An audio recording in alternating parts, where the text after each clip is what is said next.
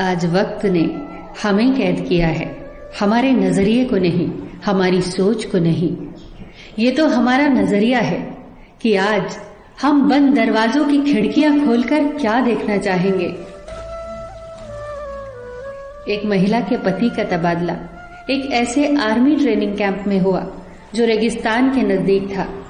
वो जब अपने पति के साथ रहने गई तो कुछ ही दिनों में उसे उस जगह से नफरत हो गई। उसके पति को रोज रेगिस्तान में ड्यूटी करने जाना पड़ता और वो अकेली रह जाती। लगातार बढ़ता तापमान, असहनीय गर्मी, चारों ओर कैक्टस ही कैक्टस, बात करने को कोई भी नहीं, गर्म हवाएं लगातार बहती, कुछ भी खाओ पियो, यहाँ तक कि सांस भी लो तो सब में धूल ही धूल भरी होती। उसने अपने पिता को चिट्ठी लिखी, सब बताया और आखिर में लिखा, मेरा यहाँ एक दिन भी रहना अब मेरी बर्दाश्त से बाहर है। इससे तो अच्छा था कि मैं जेल में होती। उसके पिता ने जवाब में सिर्फ 2 लाइनें लिखी और उन 2 लाइनों ने उस औरत की पूरी जिंदगी बदल दी। जानते हैं उसके पिता ने जवाब में क्या लिखा? 2 लोगों ने जेल की सलाखों के पीछे से देखा। एक ने कीचड़ देखा, दूसरे ने सितारों से भरा आसमान। एक ने कीचड़ देखा, दूसरे ने सितारों से भरा आसमान। इन पंक्तियों को उसने बार बार पढ़ा। उस पर इनका इतना गहरा असर हुआ कि फिर कभी उसने जीवन में शिकायतें नहीं की। उसके बाद उसने सिर्फ नेमतों को गिना और ईश्वर को उसके लिए धन्यवाद दिया। उसके बाद उसने कभी अपने जीवन में कीचड़ नहीं देखा, सिर्फ और सिर्फ सितारों से भरे आसमान को देखा।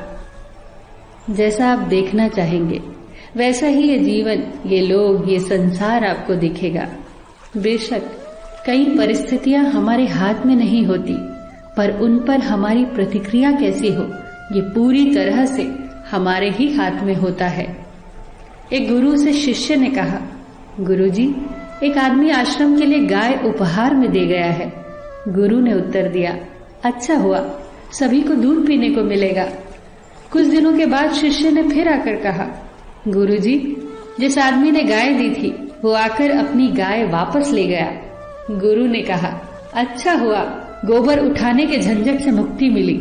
परिस्थिति बदले तो अपनी मनस्थिति बदल लो, फिर दुख भी सुख में बदल जाएगा। सारा खेल तो बस नजरिए का है। हम में से हर किसी को स्वर्ग की चाबी दी गई है और मजे की बात तो ये है कि उसी चाबी से नर्क के द्वार भी खुलते हैं और उस चाबी का नाम है नजरिया। सच ही तो कहा है किसी ने कि आपकी स्थिति नहीं, आपकी मनोवृत्ति आपको प्रसन्न रखती है। स्थिति कोई भी हो, कैसी भी हो, मनोवृत्ति सकारात्मक होनी चाहिए। 2 फकीर 4 महीने से बाहर थे। वर्षा ऋतु में वो अपनी झोपड़ी में लौटे। जैसे ही वो झोपड़ी के पास पहुंचे तो युवा फकीर क्रोध से भर गया। बारिश और आंधियों ने उनकी आधी झोपड़ी को उड़ा दिया था, सिर्फ आधी झोपड़ी बची थी। युवा फकीर चिल्लाया, ये तो हद हो गई, अब तो संदेह होता है कि ईश्वर है भी या नहीं। नगर के पापियों के महल ज्यों के त्यों खड़े हैं, उनका तो बाल भी बाका नहीं हुआ। हम दिन रात प्रार्थना करते हैं और ईश्वर ने हमारी झोपड़ी तोड़ डाली। दूसरी तरफ बूढ़ा फकीर आसमान की तरफ हाथ जोड़कर खड़ा था। उसकी आंखों में आनंद के आंसू बह रहे थे। युवक फकीर ने हैरानी से पूछा, ये क्या कर रहे हो आप? बूढ़े ने कहा, मैं परमात्मा को धन्यवाद दे रहा हूँ। भला आंधियों का क्या भरोसा था, पूरा छप्पर भी उड़ा ले जा सकती थी। जरूर भगवान ने ही कोई बाधा डाली होगी, तभी तो आधा छप्पर बचा रह गया। हम गरीबों का भी कितना ख्याल रखता है वो। रात हुई, वो दोनों सोने चले गए। एक क्रोध से भरा था, चिंता से भरा था। रात भर करवटें बदलता रहा, सो न सका, सोचता रहा। आकाश में बादल घिराए हैं, वर्षा ऊपर खड़ी है, कल वर्षा हुई तो क्या होगा।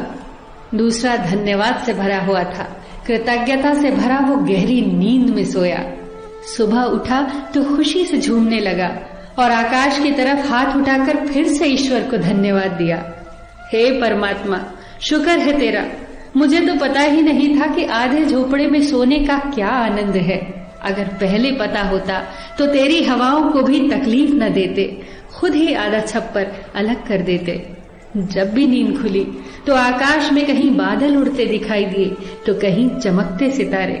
सोचने लगा कि कल बारिश भी होगी तो आनंद और बढ़ जाएगा। आधे झोपड़े में हम सोए होंगे और एक तरफ बारिश की बूंदें संगीत पैदा करेंगी। कितने आनंददायी क्षण होंगे वो। हम तो पागल ही थे जो कई वर्षा ऋतुएं झोपड़े के अंदर ही गुजार दी। इस पर युवा फकीर क्रोधित होकर बोला, ये क्या पागलपन है, क्या बकवास है ये। बूढ़े फकीर ने मुस्कुराते हुए कहा, ये पागलपन नहीं है। जिस बात से दुख बढ़ता हो वो जीवन दिशा गलत है, और जिस बात से आनंद बढ़ता हो वो जीवन दिशा सही है। मैंने धन्यवाद दिया, मेरा सुख बढ़ा। तुमने क्रोध किया, तुम्हारा दुख बढ़ा। तुम रात भर बेचैन रहे, मैं शांति से सोया। मैं आनंदित हूँ, शांत हूँ, तुम क्रोधित हो। तुम ही बताओ मुझे, कौन सी जीवन दिशा सही है? सच ही तो है, जिस बात से आनंद बढ़ता हो, सुख बढ़ता हो, शांति बढ़ती हो, वही जीवन दिशा तो सही है। दोस्तों, याद रखना, इन दो पंक्तियों को हमेशा याद रखना और दोहराना जब भी परिस्थितियां प्रतिकूल हो। दो लोगों ने जेल की सलाखों के पीछे से देखा, एक ने कीचड़ देखा और एक ने तारों से भरे आसमान को देखा। फिर मिलेंगे दोस्तों अगली वीडियो।